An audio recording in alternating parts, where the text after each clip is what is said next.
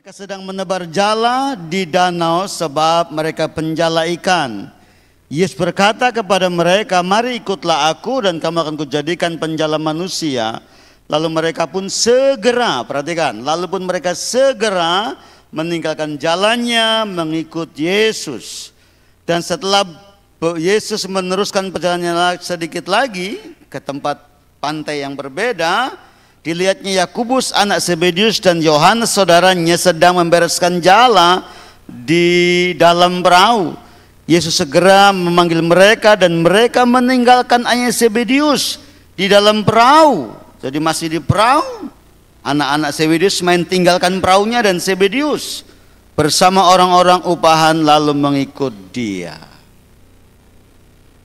Yesus berjalan di pantai di Galilea, terus memanggil, ada Yakobus, ada beberapa murid, "Mari ikut aku." Dan mereka dengan semangatnya meninggalkan pekerjaan jalannya, meninggalkan Zebedius orang tuanya, dan ikut Kristus dengan begitu saja, dengan gairahnya. Kenapa? Kok mereka bergairah ikut Yesus? Rela meninggalkan keluarganya, bahkan rela juga meninggalkan pekerjaan jala dan perahunya di Galilea itu.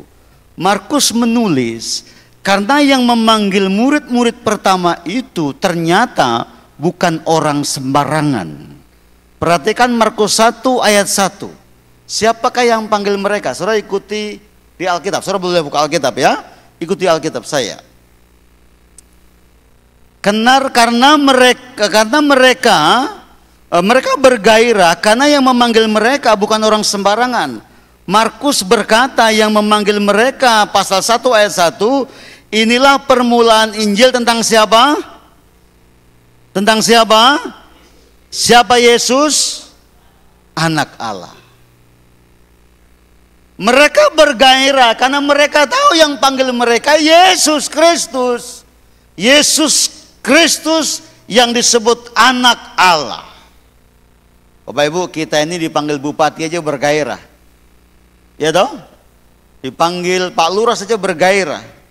Kita dipanggil Pak Gembala aja bergairah, apalagi dipanggil Yesus Kristus disebut anak Allah. Harusnya bergairah. Ingat ya, kita jadi Kristen bukan karena kita, tapi karena Kristus yang panggil kita. Dan Kristus memanggil kita dengan caranya masing-masing. Ada orang dipanggil sejak kandungan, ada orang dipanggil pada waktu bangkrut, ada orang dipanggil pada waktu sakit, ada orang dipanggil pada waktu dalam kondisi rumah tangga yang berantakan. Kitalah yang dipilih, yang dipanggil. Harusnya kita bergairah. Ibadah ini adalah panggilan surgawi. Kita dipanggil habis dapat sembako saja bergairah. Apalagi panggilan ibadah, panggilan pelayanan, panggilan cari Tuhan, harusnya menggairahkan. Jangan kita bergairah karena kita dipanggil dapat sembako 1 bungkus 1 minggu habis. Panggilan beribadah mengandung janji hari ini dan sampai kepada kekekalan. Itu panggilan ilahi. Panggilan penyelamat Anda diselamatkan. Jadi harusnya kita bergairah karena Kristuslah yang memanggil kita. Dia yang memanggil kita, menyelamatkan kita. Dia memanggil kita, kita memberkati, dia memberkati kita. Dia memanggil kita, dia mengampuni kita. Dia memanggil kita, dia menuntun kita ke jalan yang benar. Harusnya kita bergairah ikut Kristus. Tidak hanya di masa Natal, tidak hanya di masa Paskah, tapi setiap hari harus selalu senang ikut Yesus. Harusnya begitu. Yang setuju bilang amin. Jadi Markus berkata, yang panggil kamu, hai Petrus, hai Simon waktu itu, hai Andreas, itu Yesus Kristus, anak Allah loh, bukan orang sembarangan. Jadi Yesus itu siapa? Anak Allah. Kata siapa? Kata Markus, penulis kitab Injil Markus. Yesus itu disebut anak Allah bukan hanya kata Markus. Penulis kitab Injil Markus, perhatikan pasal 1 ayat 11. Pasal 1 ayat 11.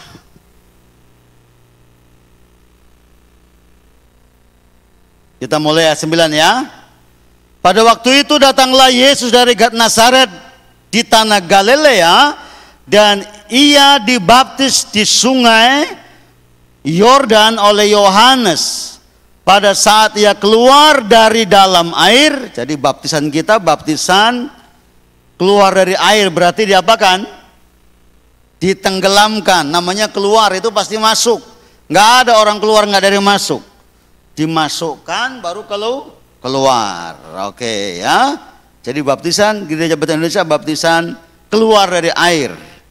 Ia melihat langit terkoyak, terbuka, dan roh seperti burung merpati turun ke atasnya. Lalu terdengar suara dari sorga. Ini kira-kira suara siapa dari sorga? Suara siapa yang dari sorga? Suara mama ke suara papa? Suara Allah. Ya, apa katanya? Bersama-sama 2, 3. Engkaulah anakku yang kukasihi, kepadanya laku berkenan. Jadi waktu Yesus dibaptis, langit terkoyak, ada suara dari sorga, suara Allah berkata, engkaulah anakku, anak Allah, kepadamulah aku berkenan. Jadi Yesus itu disebut anak Allah, siapa yang bilang? Siapa yang bilang? Halo? Dari mana? Dari sorga. Jadi waktu Yesus dibaptis, suara dari atas berkata, engkaulah anakku, anak Allah, kepadamulah aku berkenan. Jadi harusnya kita bergairah, karena yang panggil Petrus, yang panggil Simon, yang panggil Andreas, yang panggil Zebedeus, itu adalah Yesus anak Allah, kata kita penulis kitab Markus, dan kata Allah sendiri. Siapa Yesus? Siapa Yesus? Anak Allah. Kata siapa? Kata Bapa di sorga, kata Allah sendiri. Markus pasal 3. Coba lihat.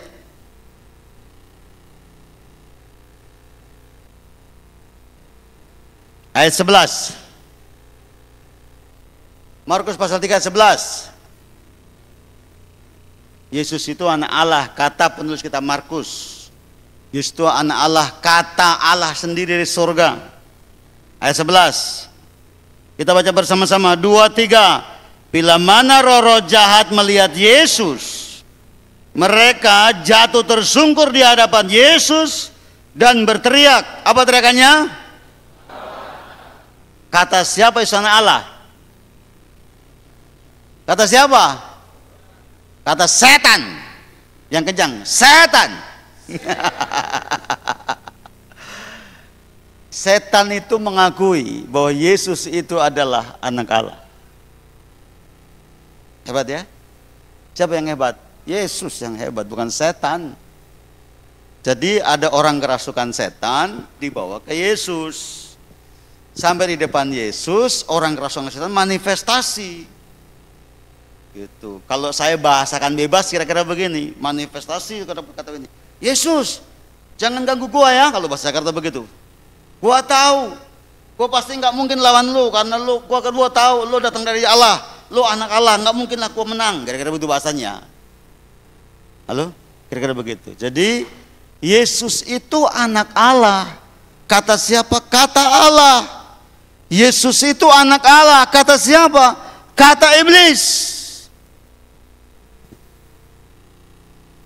Coba kita buka kitab Markus pasal yang ke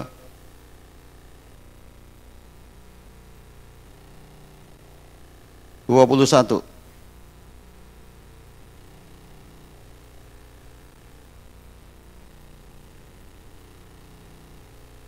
Terada? Terada. Ya nggak ada lah, orang kitab Markus sampai pasal 16. Itu ya udah nggak apa-apa. Oke, pasal 15 kita buka. Pasal 15, kita buka pasal 15.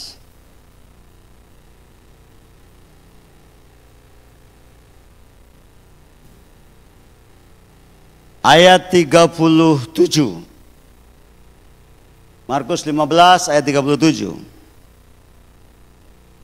Lalu berserulah Yesus dengan suara nyaring waktu disalib ya, dan menyerahkan nyawanya.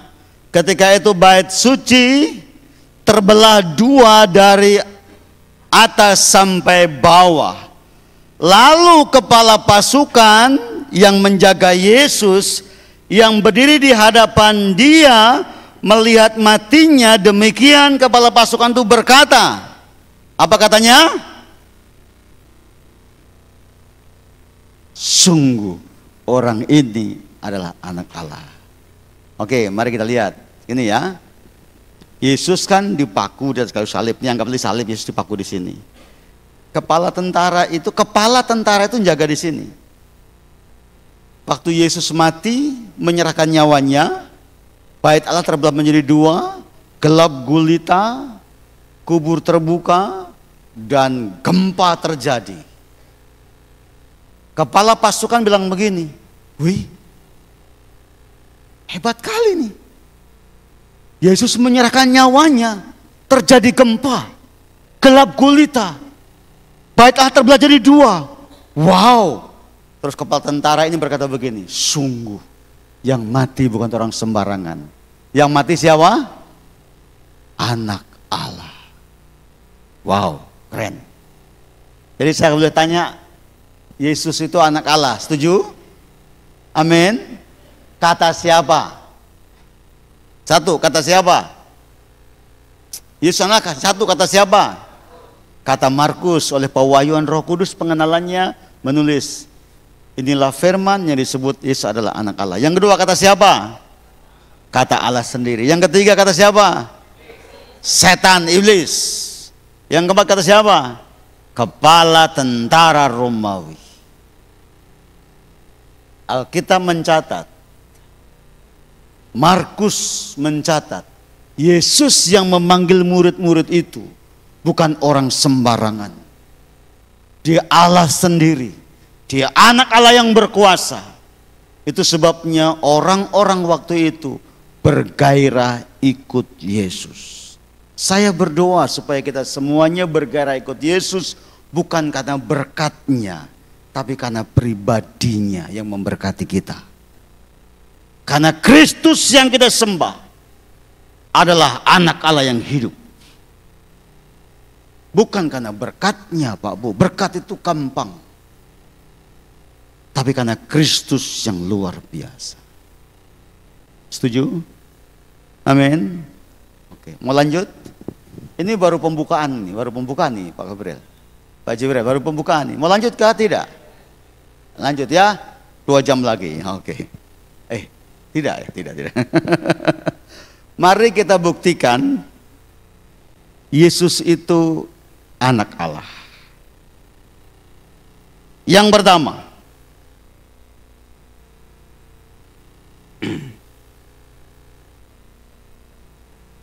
kitab Markus pasal yang kedua.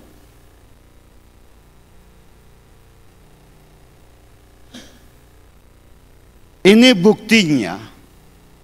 Markus mencatat Yesus yang memanggil Simon, yang menggairahkan anak Zebedeus itu adalah anak Allah. Ini buktinya. Markus memberikan bukti bahwa Yesus itu anak Allah. Markus 2 ayat yang ke-10. Markus 2:10. Tetapi supaya kamu tahu bahwa di dalam dunia ini siapa? Anak manusia, anak Allah berkuasa apa? Mengampuni dosa. Berkata Yesus kepada orang lumpuh itu, dan selanjutnya dan sembuh. Karena Yesus itu anak Allah, disebut anak manusia, Allah yang menjadi manusia. Maka Markus berkata begini, karena dia anak Allah, maka dia berkuasa mengampuni dosa. Rasul Yohanes berkata, dia yang memikul dosa dunia.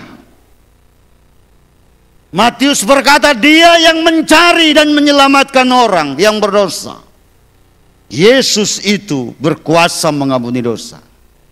Nabi manakah, orang pintar manakah yang berkuasa mengampuni dosa? Tidak ada. Toko manakah yang jual obat dosa? Terada. Tidak ada. Adakah profesor doktor yang ada di Sumba ini jual obat dosa? Tidak ada. Hanya satu manusia yang bisa menyelesaikan dosa, yaitu anak Allah, Yesuslah namanya. Kalau dia bukan Allah, kalau dia bukan anak Allah, dia tidak berkuasa mengampuni dosa. Dia yang tidak berdosa dibuat berdosa, ngangkat dosa manusia. Adakah nabi dari Nabi Adam sampai nabi yang terakhir yang katanya menyempurnakan itu berkuasa mengampuni dosa? Tidak ada. Pak Bu, persoalan terbesar dalam hidup ini bukan kalau kita tidak punya uang, bukan kalau kita sakit, bukan kalau kita tidak punya jodoh atau belum punya jodoh, bukan. Itu persoalan kecil. Persoalan terbesar kalau kita hidup tidak ada yang menyelesaikan persoalan dosa. Itu persoalan besar. Karena ujung-ujungnya kalau dosa kita nggak selesai, kita mati bersama dengan kuasa gelap. Murka Allah ada padanya. Siapakah bisa menggantikan murka Allah? Yesus Kristus. Kenapa dia bisa? Karena dia anak Allah. Karena dia anak Allah lah, maka Yesus menggairahkan. Lalu? Betul? Ya. Karena Kristus anak Allah lah, dia menggairahkan. Karena dia menyelesaikan hal yang sangat-sangat penting, yang sangat-sangat pokok dalam hidup kita. Kalau Yesus hanya nabi, nggak bisa menyelesaikan dosa, Pak Bu, nggak bisa. Kalau Yesus hanya rasul, nggak bisa menyelesaikan dosa, karena dia anak Allah. Dia yang mengangkut isi dosa dunia. Bukan dosanya orang Sumba saja, dosa juga saya juga orang Jawa Madura ini yang juga berdosa dari akar dosanya. Amin. Keren. Makanya saya bergairah ikut Yesus. Kenapa? Karena dia yang bisa menyelesaikan dosaku. Di saat dunia tidak bisa, di saat dunia tidak sanggup, tidak punya jalan keluar penyelesaian dosa, Yesus anak Allah sanggup. Soalnya aku bergairah ikut dia. Yang kedua, kenapa kita bergairah ikut Kristus? Dia adalah anak Allah. Apa buktinya dia anak Allah? Markus pasal 1 ayat 17 tadi, kita kembali ke sana.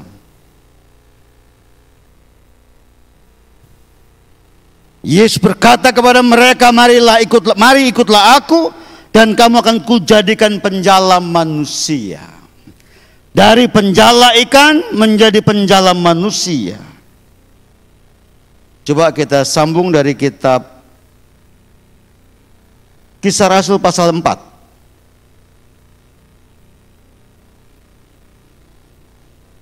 Kisah Rasul pasal 4. Mari kita lihat Tuhan mengubah hidupnya Petrus. Kisah Rasul pasal 4 ayat 13. Ketika sidang itu melihat keberanian Petrus dan Yohanes dan mengetahui bahwa keduanya orang apa? Yang tidak terpelajar. Heranlah mereka. Dan mereka mengenal keduanya sebagai pengikut Yesus. Oke, sampai situ aja. Jadi di awal-awal Rasul memulai pelayanan, itu banyak aniaya. Banyak pergumulan gereja di gereja mula-mula. Salah satu yang menghadapi pergumulan adalah Petrus atau para rasul. Ditangkap, di penjara. Terus disidang di mahkamah agama. Mahkamah pengadilan agama. Waktu Petrus dan Yohanes disidang dan dibilang begini, Petrus, Yohanes, kamu tidak boleh lagi ngomong tentang Yesus. Tidak boleh. Gara-gara kamu KKRI lapangan kemarin, ribuan orang percaya Yesus. Kamu bikin kacau kota kita. Kamu di penjara. Kamu tidak boleh ngomong tentang Yesus.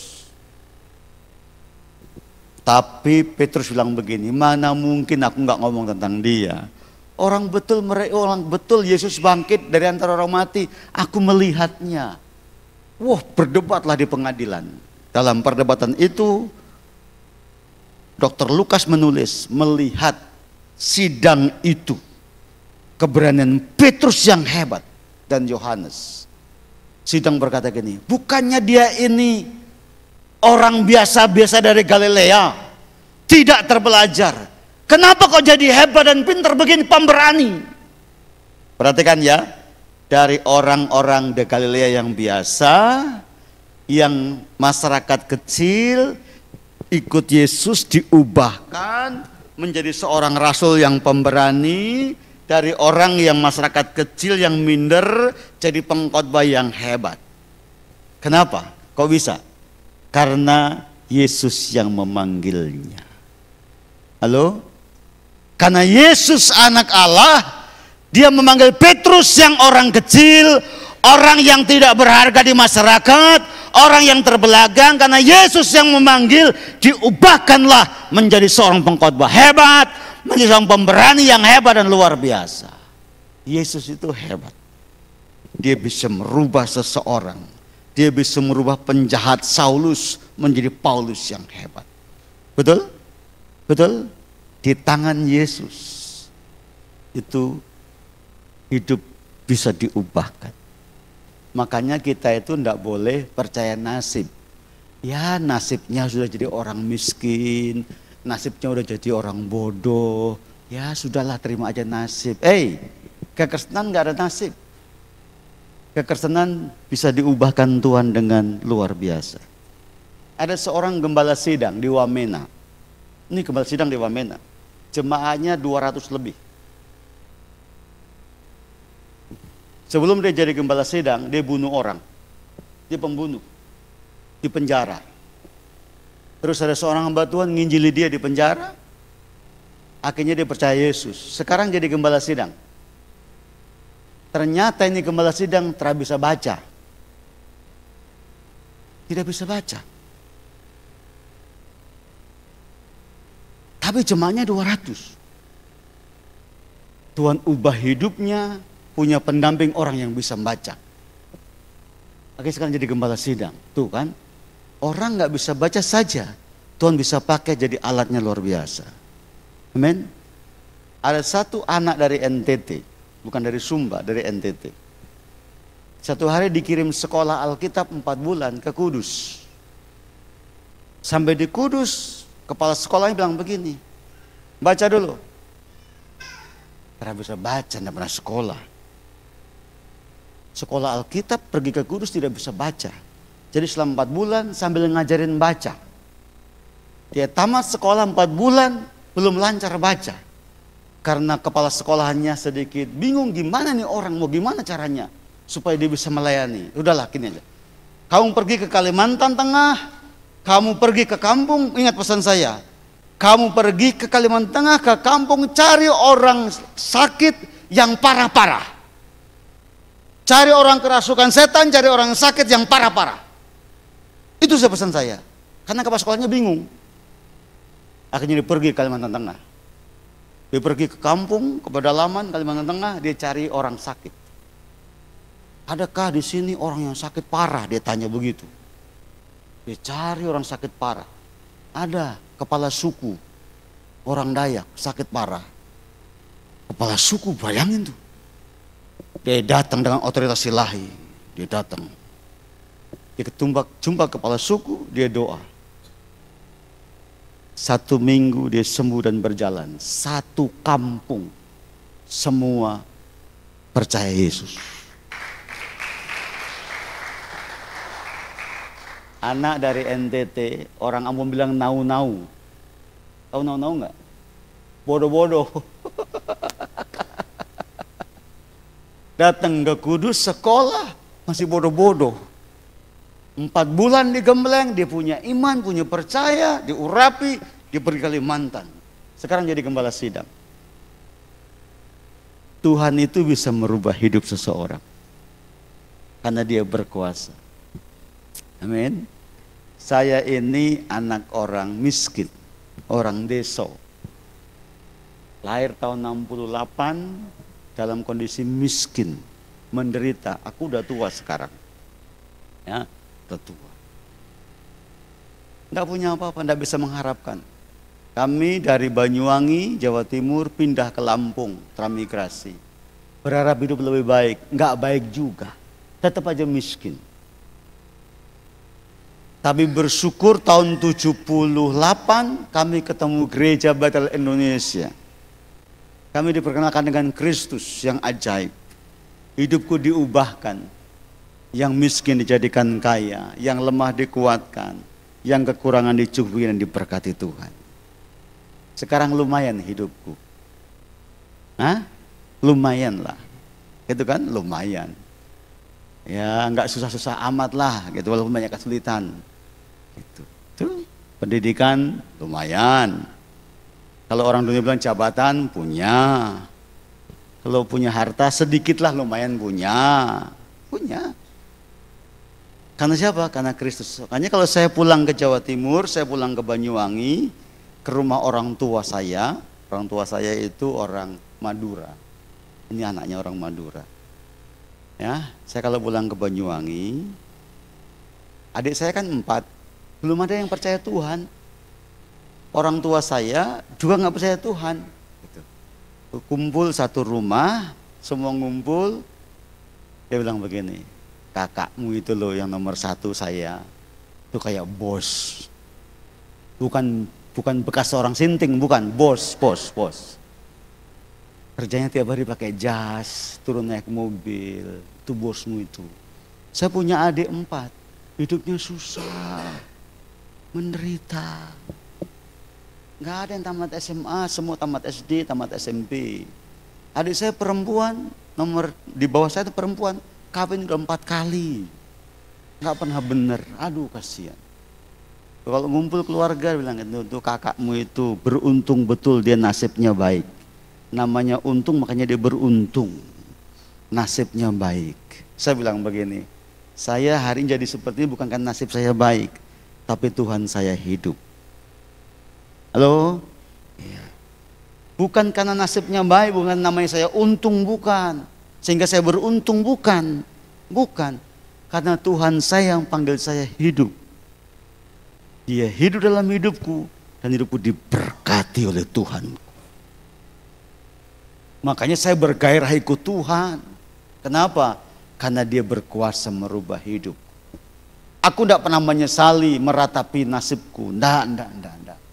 Aku bersyukur karena perbuatan dia ajaib, menyelamatkan aku dan memberkati hidup. Aku bergairah karena Allah yang memanggilku, tidak hanya mengampuni dosaku, tapi Allah yang memanggilku bisa merubah hidupku.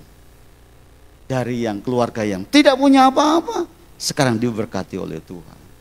Haleluya. Setuju? Pengen diberkati?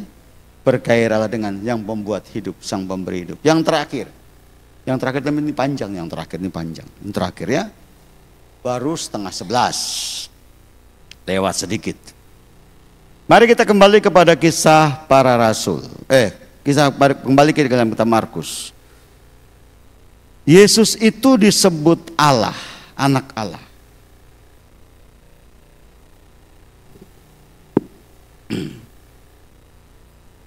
Bukti yang pertama, dia mengampuni dosa. Bukti yang kedua, dia bisa merubah kehidupan.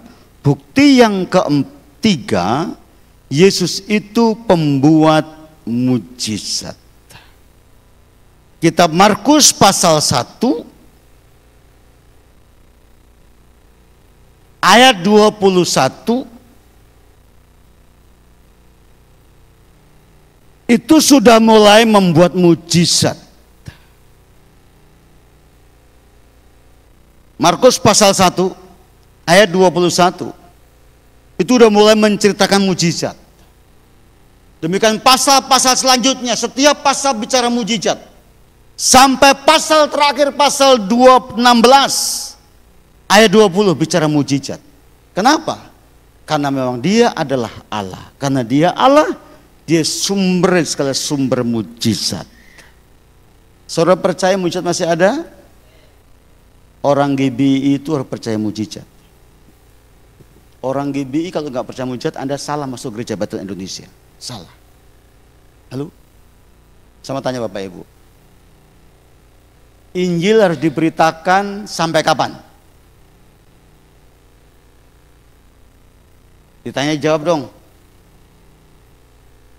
Sampai Tuhan datang. Coba sekarang buka Alkitabnya.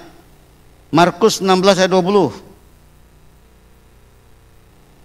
Markus 16 ayat 20. Ayat yang paling terakhir.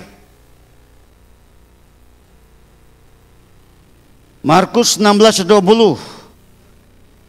Mereka pun pergilah memberitakan Injil ke segala penjuru. Dan Tuhan ngapain? Turut bekerja dan dengan apa? Tanda-tanda yang menyertai. Saya mau tanya sekali lagi.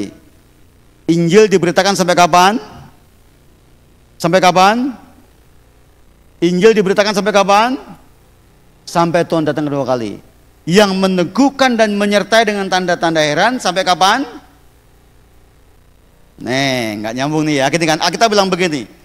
Injil diberitakan, Tuhan meneguhkan dengan tanda-tanda heran. Sampai kapan diberitakan? Sampai akhir zaman. Berarti Tuhan meneguhkan dan menyertai dengan tanda-tanda heran sampai kapan? Sampai akhir zaman. Itu sebabnya kalau orang GBI nggak percaya mujizat, Anda salah masuk GBI. Orang GBI itu harus percaya mujizat. Mujizat itu nyata. Amin. Percaya mujizat? Ya. Kesaksian terakhir. Saya dulu waktu pacaran di Petamburan, saya bilang sama calon istri saya waktu pacaran, bilang gini, Mi, waktu itu saya panggil Leo, nanti kalau kita menikah, kita punya anak 3. 3 saja. Tidak boleh kurang, tidak punya lebih. 3. Pertama perempuan, kedua laki-laki, ketiga perempuan. Kalau setuju, kita menikah. Kalau tidak, cari orang lain. Sedap. Lawan suami, calon suami orang Madura memang begitu, cepat. Ayam aja dicincang terus ditusuk-tusuk jadi sate, ya kan gitu kan. Dia setuju kita menikah. Menikah setahun, anak pertama perempuan, sesuai dengan cita-cita dan doa pada Bapakku di surga. Tahun berikutnya lahiran laki-laki. Lahir laki-laki sesuai dengan perjanjian pacaran dan order surgawi. Anak ketiga ini nggak ada, susah sekali. Akhirnya kita ke dokter ahli kandungan. Dokter bilang begini, mohon maaf, tidak bisa punya anak lagi karena kistanya ada 4, ada kista 4 di sini di rahim kandungannya. Jadi kalau mau punya anak dioperasi, itu pun juga belum tentu karena ibu sudah 41 tahun. Istri udah 41 tahun. Jadi belum tentu punya anak juga. Pulang dari dokter, saya bilang sama istri saya, nih, ingat waktu pacaran kita punya anak 3. Yang terakhir perempuan. Ingat itu. Terus mau apa kalau dikasih 2? Doa. Operasi Tuhan pasti sediakan berkat. Saya nggak mau dioperasi. Maunya apa? Nanti Tuhan pasti tolong, kalau operasi pasti sediakan berkat. Aku nggak mau operasi. Terus aku mau doa kepada dokter dan segala dokter. Tuhan penyembuhku. Wah, keren. Punya istri model begini, hemat biaya. Nggak dikit-dikit dokter, mohon maaf kalau ada dokter ya, mohon maaf. Keren. Hemat. Ngeluarin 4 kista berapa itu? Berapa puluh juta. Akhirnya istri saya doa. Doa puasa. Bulan keempat dia hamil. Dibawa ke dokter yang sama, dokter bilang, selamat, Anda hamil. Dan kistanya operasi di mana?